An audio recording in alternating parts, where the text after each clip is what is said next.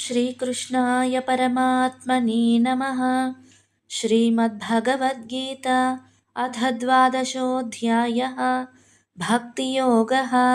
अर्जुन उवाच एवं सततयुक्ता ये भक्तास्त्वां पर्युपासते ये चाप्यक्षरमव्यक्तं तेषां के योगवित्तमाः। శ్రీకృష్ణ, నువ్విప్పుడు చెప్పిన విధంగా పంచశీల భక్తి విధానంతో సగుణ బ్రహ్మ స్వరూపుడవై విశ్వరూపధారిణివై ఉన్న నిన్ను ఏకాగ్రతతో ధ్యానించే భక్తులు కొందరున్నారు.